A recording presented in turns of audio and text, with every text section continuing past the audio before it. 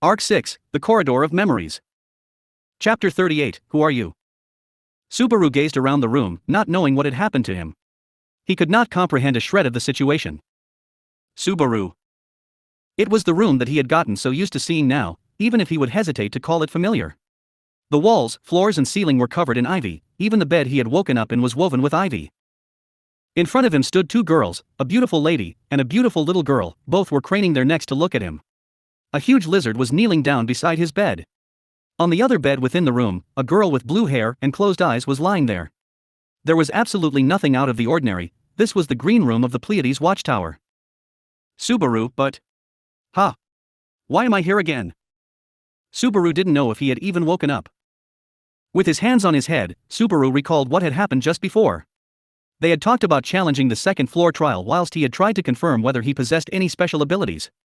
After all of that, Subaru had walked through the tower to join with Amelia and the others after he had confirmed that he didn't possess any abilities. Subaru, What happened after that? His memory of what had happened afterwards was unclear. He had woken up on this bed all of a sudden, that impression had been strong. And, whilst he fumbled to straighten his mind, a voice broke his train of thought.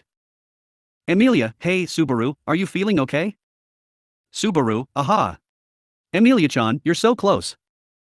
Amelia's beautiful face had suddenly popped up right next to his. She was so close to him that he could feel her breath against his face. In seeing her amethyst-colored eyes, bordered by long eyelashes, approaching out of nowhere, Subaru scooted back to the opposite side of his bed.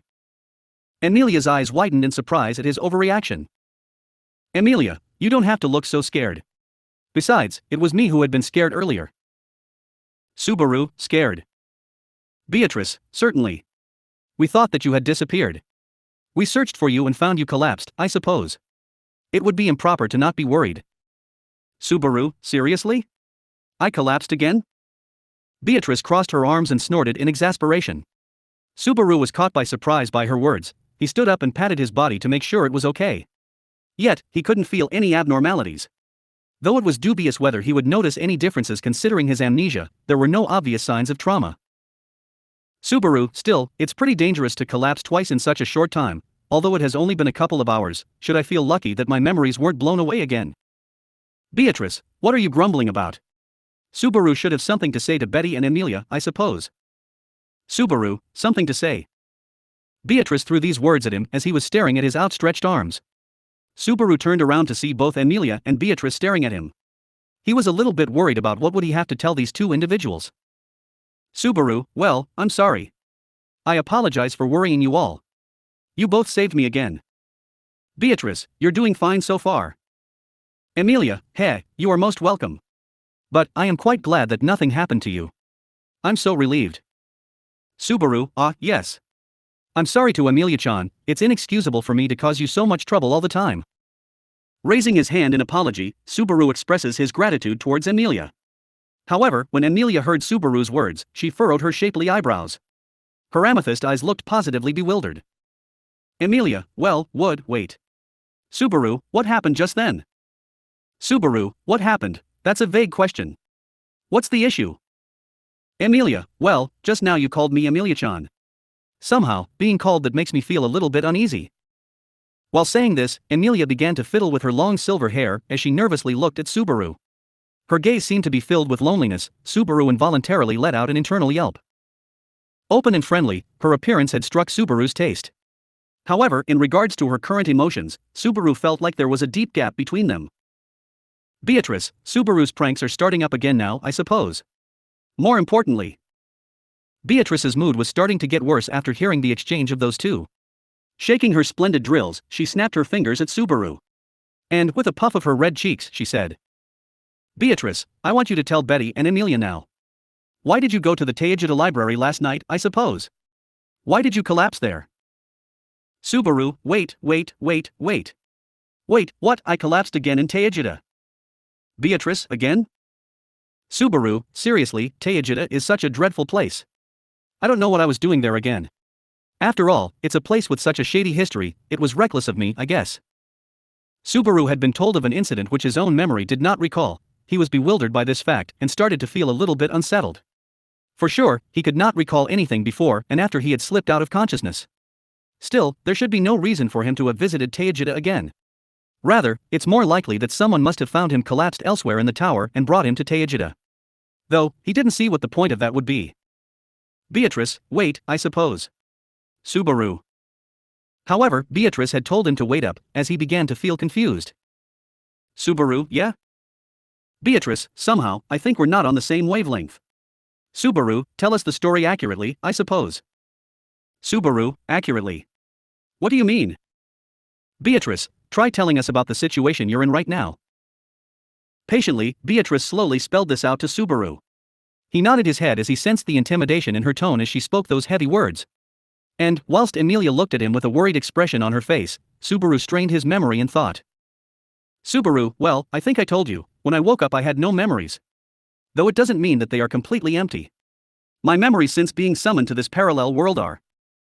Beatrice, wait. Memories? What do you mean by memories, I suppose? Subaru, huh? Beatrice's usually dignified manner was abruptly shattered as Subaru had begun his explanation. He was surprised by her unexpected reaction. Emilia had placed her hand on the panicked Beatrice's shoulder to steady her. But Emilia wasn't calm either. She was also looking at Subaru in astonishment. Emilia, Subaru, I am sorry, I don't know what you're saying. Subaru, no, I'd feel bothered if I stop here, I have you two here. He was supposed to know what to say next. He tried to continue, but his words trailed off. Both Emilia and Beatrice looked at Subaru with sheer bewilderment in their eyes. It was plain to him that they were not acting. And because he thought they were not acting, that made it all the more terrifying to him. Why were they forgetting about when he had told them about his amnesia? Surely, the tower hadn't sucked up the memories of those other than Subaru. A terrifying thought rose to his mind. Namely, this tower was an awful one, sucking out everyone's memories to some degree, making conversation impossible. Then, Subaru realized. Subaru, when I woke up and when talking to those two. And on top of that, he may have remembered something. No, not may have. He had definitely remembered something. The first time he had met Emilia and Beatrice, when he was told he had lost his memories, the conversation had sounded exactly like the one now. To put it more plainly, waking up in the green room, lying on the ivy bed, was that not a carbon copy of the situation earlier when he was told he had lost his memories? Subaru. Thinking about this fact, Subaru gulped loudly. If you look at Emilia and Beatrice, both of their behaviors had not changed. However, it is not from distrust that they were glancing at Subaru in sheer bewilderment, rather it's from concern in their heart towards Subaru. The fact that there was no deception in their gazes made Subaru feel much more calm at heart. In all honesty, Subaru's heart had been undulating under great turmoil. But, having made this guess at the current situation. Subaru, I am seeing the same events again. I must be experiencing precognitive dreams. Given his situation when he woke up, is it not reasonable to think this? If so, when he had lost consciousness, should he rather say that he had woke up? In that moment just before he woke up his memories had been incredibly hazy. Dreams did, for some reason, slip through the cracks between one's fingers when trying to keep them jumbled together. Or maybe these precognitive dreams were a special ability Subaru was given when summoned into this world. Subaru, it's difficult to make use of, it's a pretty selective ability.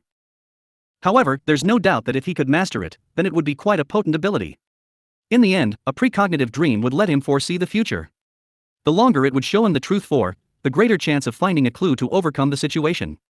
Unfortunately, he did not think that he got much useful information out of this precognitive dream. Subaru, you too, I need you to calm down just a little and hear what I have to say.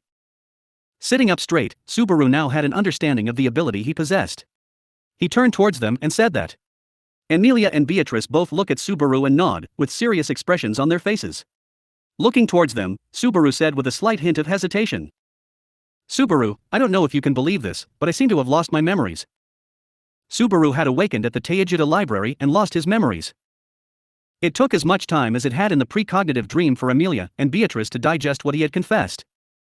Emilia, AIEE.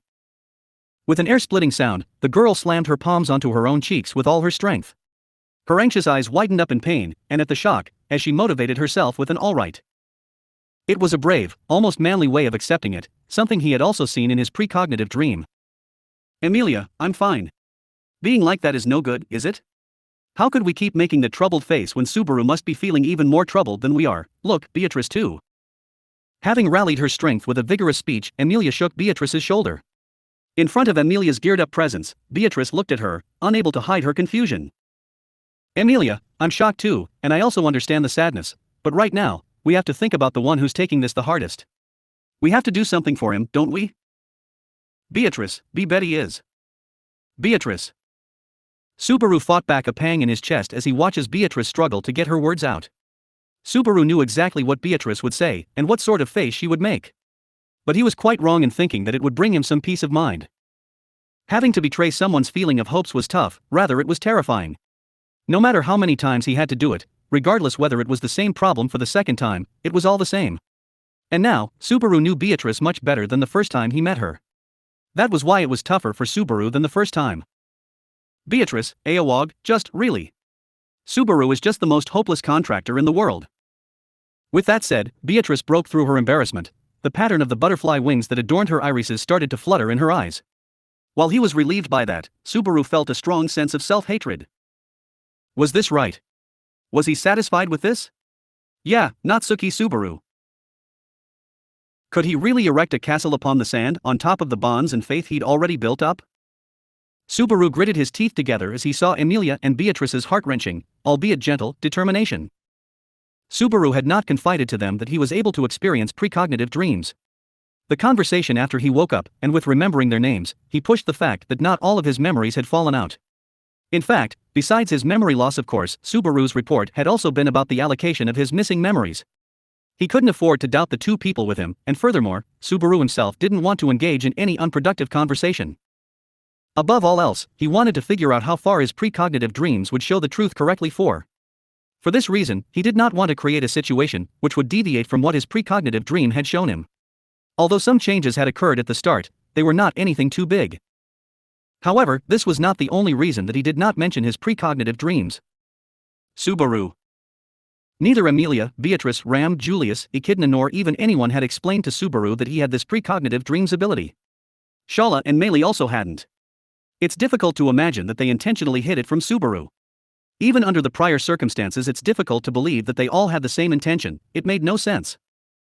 Then it was inevitable that there was only one reason why they wouldn't know of his precognitive dreams, that is, Natsuki Subaru had never revealed to them his ability.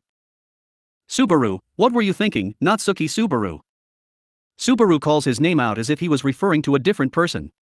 No, saying as if he was referring to a different person was wrong. It was a different person. To Subaru, Natsuki Subaru is an unknown person who doesn't exist. He can't guess what he is thinking, and he can't interact with him. There would be no chance of getting to understand him. Why did Subaru not tell Amelia at all about his power? Was it because he didn't want to change the development of these precognitive dreams as much as possible? Even if it was due to that, surely once the situation had been overcome there would have been time to confide this? Was there a reason why he couldn't say it? A distrust of the old Subaru was steadily growing within him. Subaru, you. What were you thinking, Natsuki Subaru? After that, the events took place as expected, roughly following what he had seen in his precognitive dreams. Amelia, so I guess everyone is pretty shocked. Subaru is in quite a situation right now. But, even in a situation like this. No, precisely because the situation is like this, we should give him our support. Amelia explains to the others how Subaru has lost his memories. Although it wasn't the greatest of explanations, it was now impossible to make a follow-up in case he drastically changed the events. Thus, in place of Amelia, who sucked with words, Beatrice ended up taking on the struggle. And then, Ram, is this some kind of prank, Barosu? Ram had suspected that Subaru's situation might have been a prank. Shala, say, Master, you're still not tired of playing around like this? Just how many times do you have to forget me before you cut that out? Shala had indifferently accepted that he had lost his memories as if she thought it was something that couldn't be helped. Meili, really, Oni-san sure looks like really troubled, doesn't he? Whether disinterested or not, Meili smiled at the prank, as if enjoying the atmosphere of confusion. Echidna, just, let's give him a little time to settle down. That's fine, right? Worried about Julius as he became extremely upset at hearing that Subaru had lost his memories, soon after Echidna suggested for them to take a brief interval to collect their thoughts. He accepted Ram's invitation and left the room to fetch some water. Then when they were alone with just the two of them, Ram grabs Subaru by his collar and pushes him against the wall. Ram, please, spit it out. He'd parted with some of his saintliness. However, that's not to say that he wasn't shook to the core. After hearing Ram's quiet sobs, Subaru returned back to where everyone was with this conviction. The precognitive dreams are accurate. They are terribly accurate and foreshadow the events completely. Subaru didn't know everything they would say and do, but the impression that they had given was pretty much unchanged. If there was a problem, Echidna, not Tsukiko-an, is quite calm despite the situation. Reintroducing each other, and both revealing their bombshells, with that Anastasia's consciousness was currently overwritten by Echidna's, Echidna said that to Subaru. Subaru. Subaru felt his mouth dry up after hearing Echidna's words. To be honest, Echidna's observation was understandable. Subaru himself couldn't really do much about it. Everyone was shocked and in a state of panic. Still, whilst seeing her trying to smooth over the absurd situation, he couldn't help but not feel much empathy from within his heart for them. It's like when you watch a movie for a second time, the emotions you experience are not as strong as the first time you watch it. That which he felt even stronger was a flurry of negative emotions, namely sympathy towards them for putting on such a brave face, guilt for leaving them, as is despite knowing that, and a feeling of revulsion towards Subaru who'd probably continue to do such. It was no wonder that Subaru bore a dark expression on his face coupled with a taciturn attitude, even though they had thought that was him remaining calm. In any case, Subaru, I am happy that things have settled down. I was the type of kid who'd always get "he never settles down" written down in his report card. Echidna, report card, I don't really understand what that means. Is that something of the parallel world? Subaru, yeah. Narrowing his eyes, Subaru nods his head at Echidna's question. The way he answered the question about the meaning of parallel world did not change again. He explained how he was summoned to this different world and found himself in this place. And the same understanding came from Amelia, Echidna, and the others, who concluded that he originated from beyond the great waterfall. Perhaps, even if he could not fully reproduce the events of his precognitive dreams, events that hold some sense of importance would still be realized with some slight changes to them. It's something typically found in Subaru's future prediction line of games and manga. Though the response to a sudden situation may change, what you decide to do doesn't disappear so easily. A person who has decided to ask someone out on a date goes and asks the person out in a completely different way than before, where there now are some notable obstacles in the way. That is the feeling he is getting from this. In other words, Echidna was going to ask about the different world, regardless of whether he had lost his memories. Subaru, even though I didn't explain it up till now, was I still careless in mentioning the word parallel world? I don't even know what to think anymore. Due to the nature of his precognitive dreams, confiding his ability was difficult, and rather than that, it was incredibly strange that he hadn't talked about the different world. It was almost like he'd just given up, deeming it pointless to confide it. As if he were afraid to. Echidna, after all, it's odd that you sound the least confused amongst used. We are all growing uneasy here, thinking we must do something about it. Subaru, maybe this is what they mean when they all talk about everyone being in a panic, but the person in question instead grows calm. Even unnervous, thinking we ought to do something about it. So rest assured there. Amelia, I feel like we can't feel relieved with that at all. Both Echidna and Subaru shrugged their shoulders at each other. Amelia's looked quite dispirited as she spoke those words, the mood was somehow still hitting rock bottom.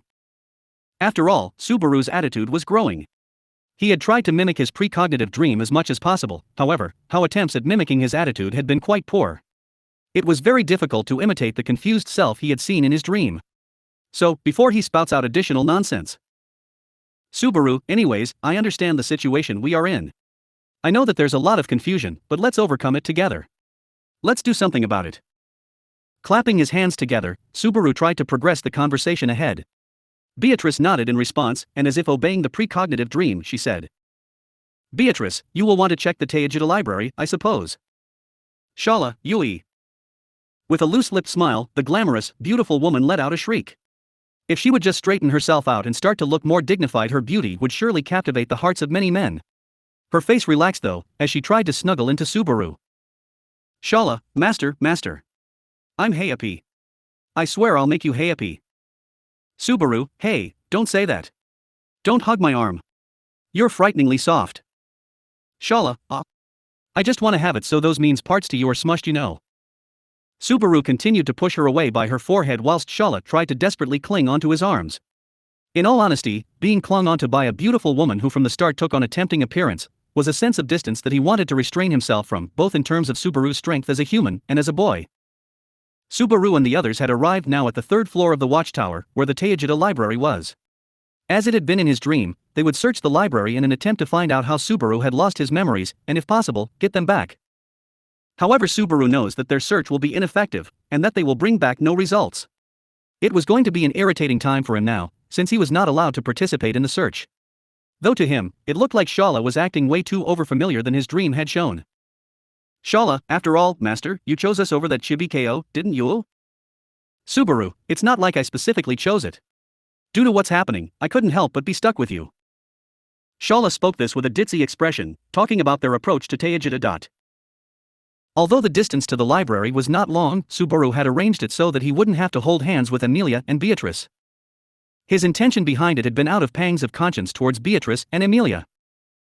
Given that he knew what was going to happen thanks to his precognitive dream, he didn't reveal the fact that it was probably going to be a waste of time, and putting it like that, with a bird's-eye view of the situations, Subaru treat the two girls like so. Therefore, he was now sitting next to the airheaded Shala whilst waiting for the party to finish searching Teijida. Shala, finally, master recognized how charming and attractive I am. I had to wait 400 years for this. I'm so happy, I'm so happy. I will give you such a passionate kiss. Subaru, that's not what I was implying. That's scary. Really, stop it. Shala was pressing her body down onto his. Subaru tried desperately to push her off, but she had unusual strength, and thus he found himself pinned against a wall. This wasn't even a cave-don, it was a cave-gawa. That's how intense it was. And, just before the virginity of Subaru's lips, which had never experienced the love of a woman, was forcefully taken away. Meili, hey, Oni-san seems to dislike this. Quit fooling about. Shala, ow. It had been Meili who had dragged Shala off him by pulling her back by her ponytail. Shala twisted her neck, took back her ponytail from her, and carefully cradled her long, black hair against her chest. Shala, what did you do to my hair? What did you do to my precious hair, you horrible little girl? Meili, I don't want my silver-haired Oni-san or Beatrice-chan to be angry. I was keeping watch to make sure that my half-naked Oni-san didn't do anything bad to my Oni-san. Shala, grrrrrr. So annoying. Master, please do something. Subaru, Shala, don't you dare come within 2 meters of me. You're scary. Shala, master's such an idiot. Shala turned her back from Subaru, feigning a breakdown to tears. Subaru scratched his cheeks in confusion as he looked on at her exposed back, then he turns around to face Meili who was holding her hands behind her back. Subaru, you were a great help, now that's a strange thing to say to a killer. Meili, don't worry. This killer has gone out of business, now I do what Oni-san and her friends tell me. Oni-san and the others can make good use of me, like when I help out with the wicked Wanimals. Subaru. She spoke with no malice or ulterior motive, that's why Subaru didn't react to her words. Meili did not seem to be especially affected by any particular pangs of conscience as she spoke. Those were difference between the values of his world and this one. Meili. She said nothing in response to Subaru's silence. She just looked at him silently with an unfathomable expression on her face. Meili now turned to gaze indifferently at the direction which Amelia was searching the library. The girl was quite short, had a youthful face, her arms and legs were still tiny, and there was still quite a way to go before she reached womanhood. In the end, she was still a child. It was unbearable to him that she held such broken values about herself. Subaru, maybe, even in you, there's still plenty we can rely on, so I'm counting on you. Meili. So this is what you're saying. Make good use of me. Subaru, no, not use. Rely. We're not tools that can be just used, think of it like a friendship. Meili. Oomph. For a second Meili had regarded Subaru's words in shock. Though it had only been for a fleeting moment, she had quickly averted her eyes afterwards. Subaru was relieved that she had not reacted in discomfort, rather it had seemed like a faint glimmer of comfort had flitted across her face. Even if within her heart she held broken values about herself, it didn't mean that everything she could feel would end up being out of sync from that which Subaru knew. The fact that they both could compromise about these unknown circumstances made Subaru feel a little bit better. Meili. Oni-san really doesn't remember anything, right? Subaru, yup. Unfortunately. Was something on your mind? He had unexpectedly shaken something about his memories from Meili. Subaru tried to ask her what she had meant by it. Hearing his question, Meili just put her fingers to her lips and gave a very sweet smile, oh yeah. Meili, Petra-chan would cry if she heard it. Subaru, ugh. I don't even know who that is. Meili, Petra-chan is a girl that loves Oni-san. She was worried about you going all the way out here, it felt almost like I could hear her say look, I knew it. Subaru, god damn that me from yesterday, what thoughtless things he did. Subaru looked on bitterly, thinking in distress about this young girl, Petra, that he had not yet seen. How much would he end up learning about the footprints that the Subaru unknown to him had left? Meili, really, I honestly think that my opinion of Oni-san from yesterday is that he was quite careless as well. Meili was stretching as she said this, ignoring the turmoil she had left in Subaru's heart. In his mind it had sounded like what she had said had been accompanied by a very strange emotion. In any case, Emilia and the others would come back before he could quickly confirm it. If they had found no clues, it would only reinforce how accurate his predictive dream had been. Since the search of Teijita ended with no success, they would now prepare to go up to the second floor. Ultimately, from now on the scope of the precognitive dreams would stop around about here. Subaru had until now not doubted the accuracy in his future prediction ability at all. The events had transitioned just as Subaru had experienced them before. If any issues were to occur at this point, he would not be able to respond by using his knowledge of the future that his precognitive dreams had shown. Subaru, I am able to predict the future, isn't it insane that I managed to confirm it? However, it was also strange. In the first place, Subaru didn't know what conditions were needed to activate his precognitive dreams. If he fell asleep, would it activate, or did it need some sort of trigger, or was it just completely random? It would be unlikely that there would be time to find a place to sleep due to the urgency of the current situation. However, he wanted to depend on the power of his foresight. Certainly, he would need to find out more details about this. He would need to investigate thoroughly what he could do with his foresight. Subaru, for now, just as in my dream, I managed to force Beatrice to leave me alone, but Subaru had asked Beatrice to leave him alone as he tried out via trial and error the transformation poses. It had seemed that Beatrice had been trying to remain more attached to him than he had seen in his dreams. That was probably as a consequence of being around her less than he had been in his dreams, such as on the way to Teijita. In any case, he had a reason for being alone. Subaru, I have to find out why I woke up and what happened to me just before I woke up. It may be that he just happened to wake up normally. However, it could also be that there was something within his dream that had caused him to wake up. Something like encountering a horrible experience or a painful one. Subaru, I'm a little freaked out right now. What if I start to have precognitive dreamception? It's spooky. It's like as if I was dreaming of being a butterfly. 3. Dreaming of being a butterfly is the situation where you dream of physically being a butterfly, but when you awake you aren't really sure whether you are a butterfly dreaming of being a person, or a person having dreamt of being a butterfly. It felt like it would become a vicious, never-ending loop, like a self-fulfilling prophecy that would drive the footholds of his own self to a corner of uncertainty, as something unreliable. Subaru, in order to avoid this, I need to go past where my dream ended. If I can do that, then I should be able to tell Emilia and the others about my precognitive dreams.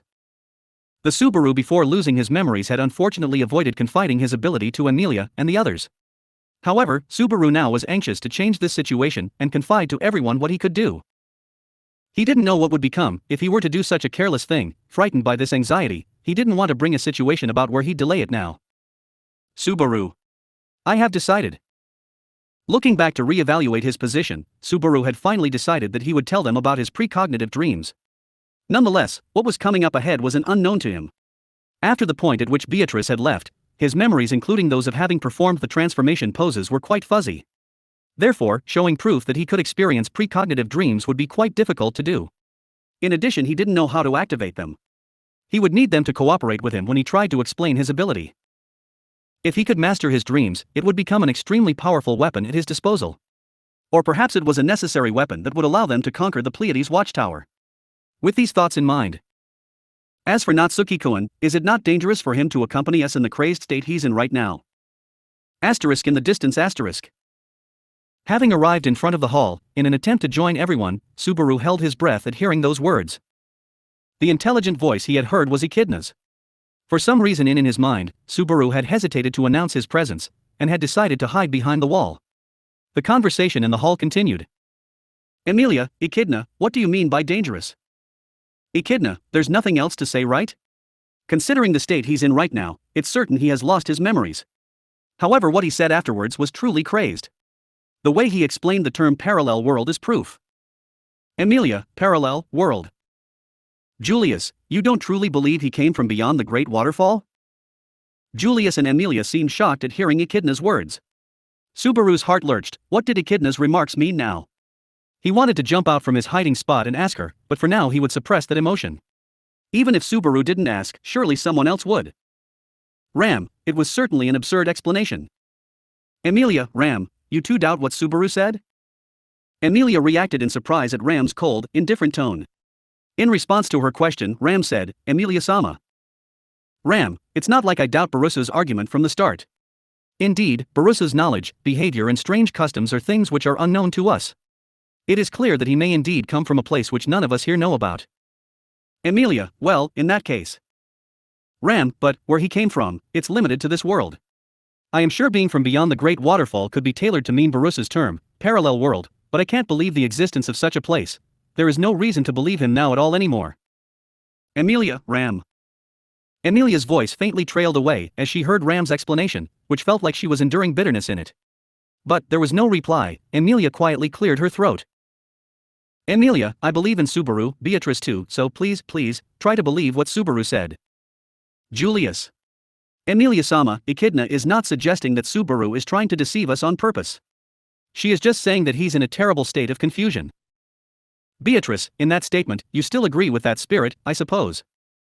Julius tries to rationally explain their thoughts to Emilia.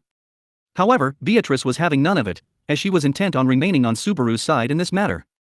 Her temper had flared considerably. At that moment, an unnerving silence had fallen within the room. Subaru's forehead had started to sweat. Shala, it's best if you all quit fighting and settle down. Even if y'all are at each other's throats arguing here, right now, Master's not here, so no way he's gonna be pleased. Meili, I don't think it's quite a discussion on that scale yet, but what, yeah, right. He heard the voices of Shala and Meili, who were still seen to be bystanders. Laughing rather superciliously for a short while, Meili continued her speech with, going crazy. Meili, why don't you ask Oni-san directly? Oni-san, are you going crazy? Subaru, hook. Subaru gritted his teeth to those venomous words. He had remained surprisingly calm when he had stood against the wall. He carefully left the room without making any footsteps. After putting some distance between them, his prudent footsteps quickened in pace, which then turned into a run. Then, arriving at a passageway where no one was present, he pressed his forehead against the wall. Subaru, damn it. Not knowing what he should say to whom, Subaru struck the wall, letting out the feelings that were smoldering inside him. The discussion that had taken place in Subaru's absence was an unexpected shock to him. He wasn't conceited enough to think that he had gained their full confidence. Rather, he could safely say that such a point hadn't been in his thoughts. Subaru had thought that trust was such a basic pre-principle. Emilia and Beatrice had been too kind and thoughtful towards Subaru. Whilst insisting to himself that it had felt far too uncomfortable, he had tricked himself into believing that it was true. There was no doubt that being from a different place would have helped them conquer from the tower. With the handicap of losing his memories and his calm and collected thoughts, he had lost all his usefulness. Looking at it objectively, he realized just how shameless he was. What was trust in this tower in the desert? He himself couldn't understand it much. He wondered if he could ever handle what Natsuki Subaru had gained. Subaru, in this state, it's no use telling them about my precognitive dreams. The fact that they believed in his memory loss was proof of these people's virtue. At the same time, however, they were sensible people who did not believe in a different world. Therefore, he didn't even have to think about what response an explanation of his precognitive dreams would provoke. Subaru, from the start, I bungled it up. Messed up, he had messed up. In the meanwhile, how would Subaru overturn their evaluations of him, showing that he could be dependable at this point? What was sought now, what was needed now was Natsuki Subaru. Not Natsuki Subaru. Was it alright if he feigned ignorance and went back down to them? Also, in a state which he didn't know what kind of exchange had taken place, would it be okay if he shamelessly joined the capture of the second floor? Or would Emilia and Beatrice veto that, and have him left behind? And who would be keeping an eye on him there? At least he'd like to hope for Shala or Meili, given that conversation with them was no issue. Subaru, fuck, I'm such an idiot. Whilst saying those words out loud, Subaru abruptly came out of the passageway he was walking through. He had come across the great spiral staircase which connected the fourth floor to the floors below. A gaping hole stretched out from the middle of the watchtower to its lower half. It was truly colossal. Subaru, spiral, staircase. Suddenly, laying his eyes on that scene, Subaru started to ponder. Including his dreams, this was his second time he had come here. Both in dream and reality, Emilia and everyone else had guided the amnesiac Subaru around the tower. So, recognizing this place was not a mistake, but... Subaru, no, apart than that, I feel something strange. Goosebumps coursed down his body, he felt the hairs on his back stand on end. The blood in his whole body felt cold, and the ringing in his ears was awfully loud. His heartbeat had accelerated, his breathing became rough and his knees began trembling for whatever reason. His teeth had begun making an uncontrollable chattering noise. Subaru became aware of these abnormalities. However, they were not caused due to any changes in temperature or any external causes. This abnormality, this unusual phenomenon, had been caused by Subaru's own body. To say more about it, the influence on his body was as if it was Subaru's spirit or something from a deeper place. Subaru, ah. With a faint tap, Subaru felt a slight impact just as he was stepping forward. No, it couldn't be said that he stepped forward. To step forward is a term which presumes there is some solid ground which can be stepped on. Stepping ahead, his leg had come out. And his foot had scratched the air. And so he. Subaru, ah. Falling, he was plummeting. His whole body was overwhelmed by a feeling of weightlessness. He was falling down midair, losing sight of what was up or down. A tremendous gust of wind was hitting his eardrums. Subaru understood what was happening. He was falling. No, there had been a light impact back then. But that didn't necessarily indicate that he'd fallen. He'd been pushed down. Subaru.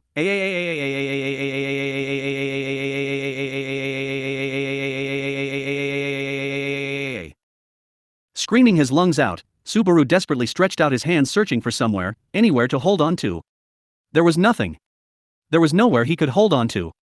The world around him was spinning around so much that he couldn't comprehend the world around him. A desperate feeling of wanting to vomit overpowers him as all the contents of his body are pulled from bottom to top. Chunks of yellow vomit overflows from his mouth, spilling out right into the air around him. This sensation, he remembered it. In the midst of his pain and vomiting, the memories that had once been ambiguous had suddenly sharpened. Yes, that was it. Before he had woken up, the end of his precognitive dream, Subaru had been experiencing the same thing. He had fallen, lamented his futile situation, and then he had lost consciousness. And after that, he had woken up from his precognitive dream and found himself in the green room. Suddenly, Subaru experiences a great impact on the right side of his body, shattering his bones into pieces. Crack. The sound of something breaking filled the air. His right side felt like it had been hit by lightning. Subaru's cries were silenced. And, right after, even if a bit belated, a severe pain coursed through his body. Subaru, GYA. His right arm was sticking out at an odd angle, completely broken from the elbow with the bone protruding out from his skin. He was covered in blood, his jacket was torn, and he could see his own pinkish muscles and white bone from underneath his torn skin. He crashed. Subaru's body crashed against the spiral staircase whilst he fell down towards the bottom. As it is now, his uncontrolled spiraling descent would end up destroying Subaru's body, and still he didn't stop. No, it was far worse. Subaru, GHHH. Go. His body that had tumbled downwards and had struck one of the lower steps of the spiral staircase, spraying blood everywhere. It was bad luck that his head hit the next step. His forehead cracked. He felt as if things were spilling out from the insides of his skull.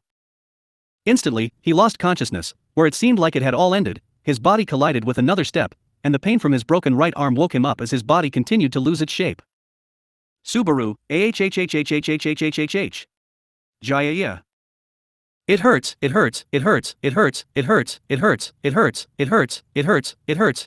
It hurts. Pain, anguish, vomiting, burning, Natuski Subaru was being shattered into small pieces. Arms, feet, face, every part of him was thrown and scraped against the stone staircase, broken, crushed, making it so he no longer resembled a person. No longer a person, into something that no longer was Natuski Subaru. Memories are what shape people. Subaru, blurb. Whilst spattering out a vast amount of blood, Subaru suddenly heard this voice. Who had said such a silly thing, saying it like they understood him? But, it was a good thing to say. Memories are what shape people. It was a good saying. If so, what the hell does that make someone who's lost his memories and is no longer who he once was? Subaru. Blood was spewing out of his mouth, quite literally, a scream that spewed blood. His throat was completely crushed. Natsuki Subaru was falling apart, crumbling away, until he reached the distant ground. There is no waking up from this dream. Natsuki Subaru had failed. There would be no more second chances to try again. The end drew near. Slowly, darkness, the world around him was being dyed black. Who are you? And finally, after all of his anguish and hot blood, Natuski Subaru's crumbled out of existence. Chapter 39, Ruins. Repeatedly, over and over, a scorching heat filled his very being. His skull, his limbs, his torso, his organs, his flesh and blood. Every single thing in his body was crushed, smashed, twisted and broken.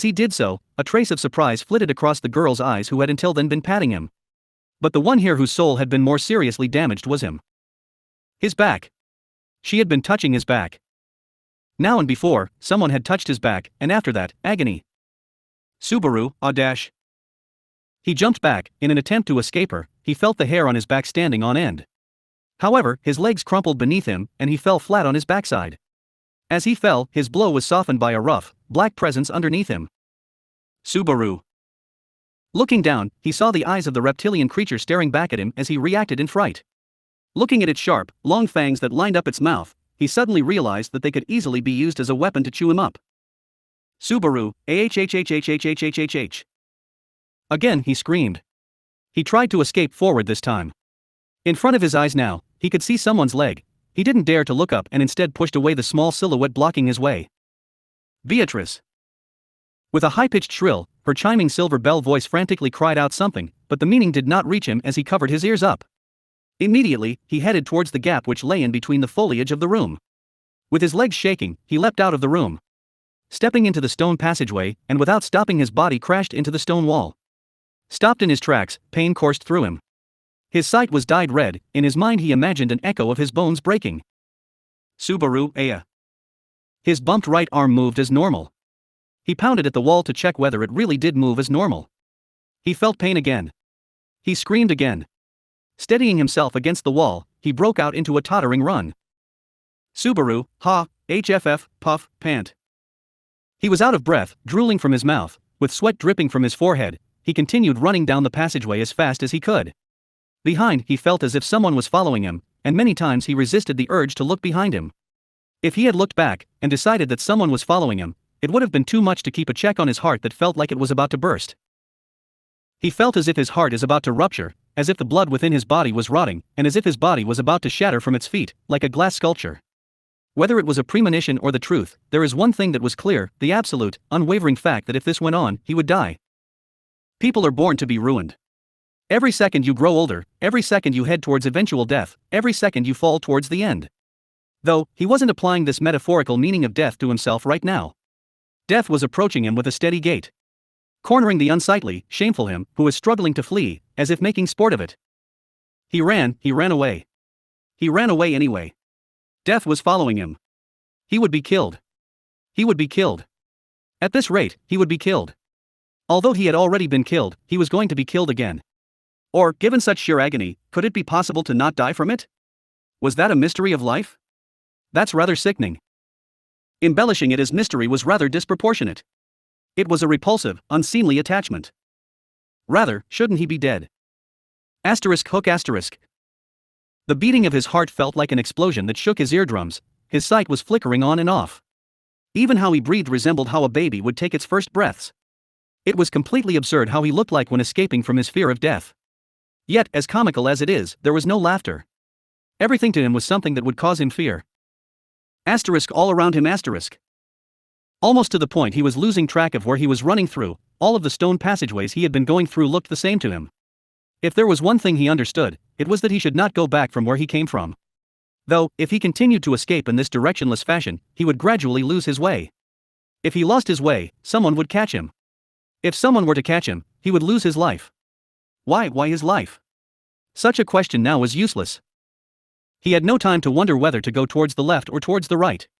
Whilst escaping from death, which may catch up even at this very moment, he placed his right hand on the wall, relying on it, as he frantically panted for air, completely out of breath. It felt like he was drowning. It's as if he was struggling to break above the water's surface, even though here on the ground there is no water anywhere. Drowning, struggling as he drowns, heading towards the water's surface, kicking and struggling, floundering, before finally. The hell you doing here so early in the morning, oh why? Subaru. He felt his feet stop as he sensed a monstrously huge presence right in front of his eyes. No, his feet weren't the only thing that had stopped. His breathing had stopped, his noisy heartbeat had stopped, and his knees, which had been trembling with fear and fatigue, had stopped. It felt like all of his vital signs had stopped, grasped by the scruff of the neck. Before his eyes there stood a giant-like being, an illusion like that. But after a few seconds, he slowly began to understand that even though he was tall, there was no chance that the person upon the stage had the constitution that transcended what humans could have. At the same time, the fact remained that there was a human being who could clad himself in such a ferocious, demonic aura. A person all alone? You're just a lone small fry that's not even worth talking to. Small fry, so instead of person, should I go with critter? Even as a critter, you're not even worth considering. Go fetch those people you were with yesterday, and that sexy girl. Are you listening, hey? You. The figure that was standing still in front of him was rambling on. He showed the signs of being an extremely violent person, and his manner of speaking felt really vulgar, as if each word was being beaten into him. His breathing, which had stopped before, as well as his silenced heartbeat and his trembling knees, suddenly started up again. He had entered inside of the ferocious beast's cage, the very place where he mustn't tread. He had just kept running and running for his life. He had ran along the stone corridors and tried to keep away from any places he had found familiar. He had followed a stairway which he had found within a strange room which had led him upstairs. Maybe he had been told about the staircase yesterday, or was it something like yesterday, maybe some few hours ago? It was all but lost to the oblivion of his memory. He went up the long, incredibly long stairway, short of breath, up he went, and then, when he reached the end, he had found himself being glared at by a most terrible beast. Are you even listening to me? Subaru, HH. Suddenly, his breath was knocked out of him, and just before his eyes he noticed he was looking right at the other person's face. He had long, red hair, with a black eye patch covering his left eye. He wore a kimono that exposed one of his shoulders and part of his chest. White linen cloths were wrapped around his exposed chest. Just underneath his nose, this man was jabbing at him a thin, wooden stick. Though the tip of it wasn't at all sharp, yet he still perceived what was thrusted before him as death too. Subaru, Hook. Hey, don't you fucking ignore me. Subaru, wah. Without hesitating, he had obeyed his instincts and had tried to escape him. But the moment he had tried to run back out of the room, he had crashed straight into the man's chest. The man had then pushed him down using his wooden stick, causing him to fall down. The back of his head bumped against the floor, bright flashes flew around his vision. Tears of pain started to flow out of his eyes. The pain of bumping against the floor, the pain of his head banging against the floor, it reminded him of the pain of being crushed. Subaru, AA, AAA, AAOA. Oh why, come on, are you crying?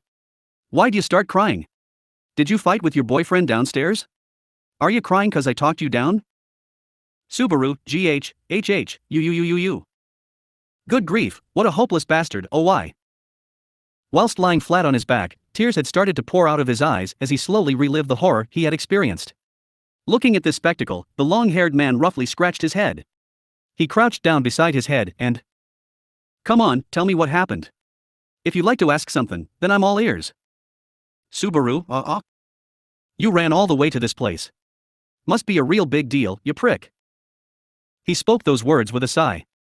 The meaning of them was incomprehensible to him, and he simply reacted by blinking rapidly. Just then, he felt like the being who'd seemed vicious beyond compare slowly took on a more definite outline.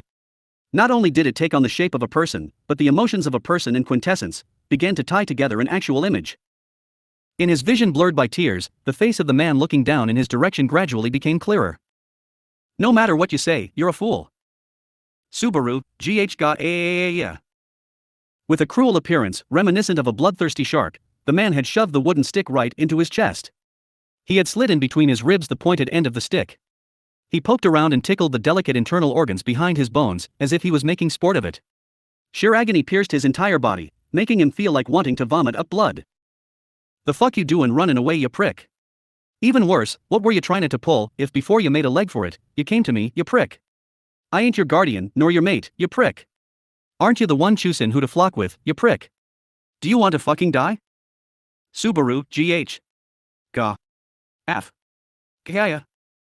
Don't reckon we have the sort of relationship where we get along by talking to each other, you prick. If things would end up hunky-dory with that, then it's not like I'd have been called to this place from square one. Come at me like you feel like killing me. I'll play about with ya. Finally. With evident irritation and hostility, the degree of his anger increased with every word he said. The hands of the man that was fiddling with his organs had a certain delicateness to them, and boasted exceptional precision. He had been taught the importance and value of his organs with sharp, unbearable pain, so he well understood that. If the man had been someone who was on edge, and had the tendency to let his emotions get the best of him, or if his arms had been something other than precise and gentle, his guts would have exploded a long time ago. That it hadn't ended up becoming like so, was down to the man's awful talent. His overwhelming resourcefulness as one who oppressed, being extremely blessed with violence, along with the talent necessary to exert it. It was only thanks to that this act of barbarism was able to be carried out so properly. No. This place differed so much compared to the place he knew about. Beat it, small fry. Subaru, GH. The poking sensation in his guts faded away, and was quickly followed by the man's foot violently kicking his side. Rather than having kicked him with the side of his foot, he had punted him like as if he was a football. His body spins and tumbles around midair, and emerged out of the large room he had been in. However, what was welcoming him as he was flying out of the room was Subaru, NOWAAAAA. He was tumbling down the stairs. Seeing that scene in his mind, he instinctively dug his nails into the floor. With a terrible screeching noise, the nails of his right hand, belonging to his middle and ring fingers, were torn off their root. The nerves behind them became exposed and red blood with the floor, but somehow he managed to stop himself from falling down. Subaru, GH. Immediately following the brief moment of relief, as he somehow escaped the fall, he was assaulted by a sensation of scorching heat at the base of his nails. When he looked at the hand with the sharp pain, he saw his fingernails torn off like the open lid of a box. The nail on his little finger was also coming loose as well. Seeing this pain spurred his brain into overdrive. Subaru, it hurts, it hurts, it hurts, it hurts. Grasping his left hand with his right one, whose nails had been torn off, he applied pressure to ease the pain, even if a little. Coming in drops, the blood flowing from his wounds flowed down his wrists, and left behind a trail of blood on the stairs as he stood himself up. There was no courage in him to look back behind him anymore. There was no sign that this ferocious beast was turning its attention over to him. If, to say, he had caught even a glimpse of it, he would have fallen down the stairs this time for sure, unable to put up with it. He had stopped himself from experiencing the worst situation, but had now settled into the second worst case. So, what was he going to do now? Subaru, why? Why was he in a place like this? He'd forgotten how to flee, his heartbeat engulfed by dread and paralyzed, and finally, his mind had turned to the wonders and nonsense of why he was here. Though he should have been smashed up, he was here. Though he should have been engulfed by scorching heat and vanished, he was still here. It would have been nice if everything had been a dream, or an illusion, or the likes of that. Subaru, precognitive, dreams. He had assumed that was what he had been experiencing. The spectacle he had seen, the people that he had talked to, the conversations that had proceeded exactly as he remembered them, the events that should have occurred, because they had seen them with his very own eyes. Thus he'd thought that he'd try and straighten out a theory as to why it had occurred in his own way. For sure, in some respects, he'd even thought about it with such vagueness, as if it were none of his business, as if it were no skin off his nose. He hadn't known that the way he would be rewarded for such impudence and shallow thinking would have been experiencing such intense pain. Subaru. Noticing that he had crouched down on the spot, he could see drops of blood dripping down from him and soaking the stone staircase beneath him with a hue of red. A feeling of wasted effort, a feeling of loss, a feeling of dismay, generally speaking, a lot of negative thoughts were spinning around his head. Even if he investigated the conclusions which were spinning around in his head, he would find that they would all result in the same thought: he didn't know why he had experienced such things. Subaru. Just a few hours ago, he was comfortably living his boring daily life. There was no danger there, at the worst, he was worrying about his future. There was no one around threatening him, nothing to actually be taken seriously. He had just been in a place where he at most he only needed to face down at his mother and father's gaze. Was that so wrong, he wondered. He had continued to be an inconvenience to his mother and father. He had continued to disappoint them. He hadn't been a good son. And thus, he had tasted the pain of death. Nevertheless, he had been driven to a situation now in which he hadn't died. The nails which had been peeled off were hurting him, he had been tortured by a strange man, he had been left all alone on this stairway. Was he crying? In retrospect, if he had thought about it, he would have done it more properly. Subaru. I should have at least said see you later. It had been a life full of regret. Everything had gone wrong, resulting in only failure. If he thought back on it, the things he wanted to redo had once seemed impossible to have been done with his own hands and feet. For the first time it had occurred to him that, when I left home, I heard Mom's voice saying take care, and I didn't reply to it. Why? Because I didn't wash the cups left in the kitchen sink. Subaru, GHFF. I didn't wash the cups. I didn't care to wash the brown stains that were stuck to them after drinking that hot cocoa. If I'd responded to Mom's voice, if I'd started a conversation with her, I might have been told to wash those cups. I ignored my mom's words because I didn't want to wash the cups. I didn't say anything. I left the house without saying anything, and went to the convenience store, and spent money that I did not earn. Then I noticed that I had ended up here. I didn't say anything to Mom or Dad, I didn't wash the cups, and then I ended up here. Without washing the cups, without even saying a word to my kind-hearted mother, I may die in this place. I will die having always caused trouble, without giving anything back, without even washing some cups. I'll die. I will die. I will most definitely die. If I fall from that height, there'll be no saving me. I will definitely die. Subaru, I'll die. I'll die. Everything that lives eventually dies, and I am going to die here. Alone in this place. Without my mother or father, surrounded by complete strangers, I'll end up becoming a filthy, bloody lump and die. Subaru, I'll die. I'll die. I'll die. Die. He muttered this. As he muttered so, albeit strange, it felt like it became a little more distant. It was just a temporary peace of mind. He was distracted. When put into words, it's not like anything would dramatically change. Death would not change, loitering about while smiling so as to catch up with his fate. Just now, it appeared to be taking the shape of a person. A dark shadow rose up, laughing at him as if it were mocking him. That face, which was stuck to the dark shadow, was a face which seemed familiar. Whose face was it that he recognized in this place? Thinking this, he noticed. Death, with his face on it, was laughing as it pointed at him as he trembled. Subaru, don't laugh. He glared at the shadow, and said this with a dark hatred. The shadow continued to smile. It hadn't stopped pointing its finger at him. Subaru, don't laugh. Don't laugh at me. This is no laughing matter. Standing up and grinding his teeth, he approached the shadow that was standing against the wall. The shadow still continued to smile.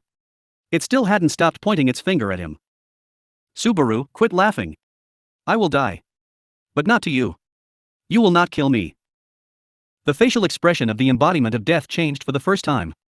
It seemed like it had gotten angry that his own thing hadn't done as he'd said. It seemed like this was the shadow's weak point. It is here that he will launch an incessant onslaught against it. Subaru, I will not be killed by you. I will die. It's certain that I will die. I will die. I'm dead. I'm already dead. I died and came back here, but I won't be killed by you. In that moment he had tried to clearly speak those words out loud. Subaru. His lips had stopped moving to his will. The next thing he noticed was that his eyes, which had been glaring at the shadow, seemed frozen, and the sensation of being completely separated from his body. Why, even his ability to question it had been sealed. He had simply just succumbed to this sudden transformation in his body. He can't move. His body. No, it isn't his body that had stopped moving. It was the world around him. The black shadow that had stood in front of him had also stopped moving, its distorted expression of anger remained frozen on its face. In this world where he couldn't move, there was only one thing that moved. And that was, I love you. It perhaps looked like a woman in black. Darkness, it was a woman with slender limbs whose whole body was entirely dyed in black. He doesn't know whether this woman's figure was made of darkness itself, or whether it was a woman that was dressed in black. He wasn't certain which one it was. It didn't seem to make any sense to choose one. In any case, it was a woman in black. It was as if she was wearing a black wedding dress, with a black veil that made it impossible to see both into it and out from it. This black veil completely concealed her face. I love you. However, the words which emerged from the lips of the woman who was shrouded in darkness contained an unimaginably strong emotion. Just how many emotions he could concentrate within to get close to the words that slipped out from her lips. In those words there was quality, there was quantity, there was the sensation of time past, there was weight, there was worth, and that was just the general concept. He doesn't know approximately how many people have uttered I love you in the world, but if you were to take all of those I love yous and put them together, then it would surely be akin to this woman's I love you.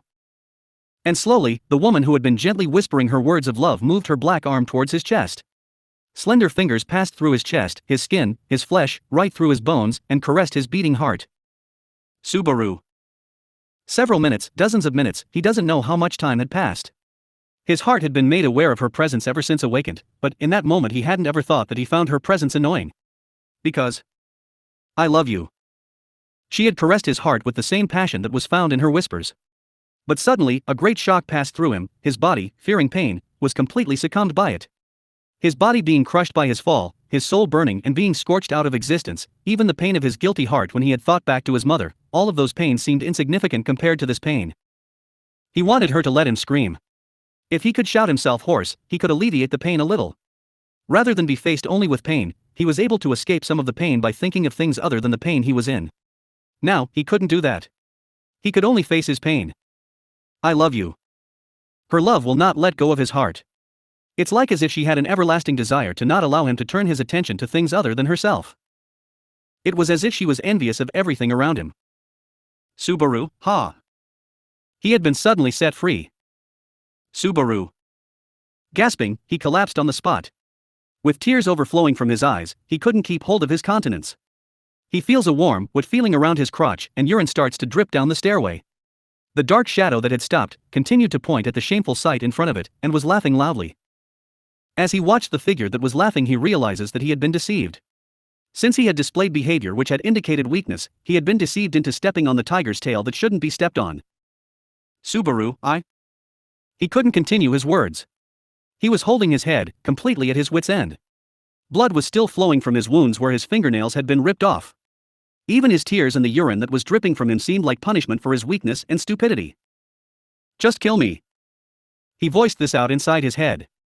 As for having been killed, would he really be killed? He heard the sounds of footsteps going up the stairs, and the sounds of anxious voices running up to where he was. Until then, he continued to cry like a foolish child, smeared in his own filth and disappointment. The ruins of Natsuki Subaru kept on crying. End of chapters 38 and 39. Who are you?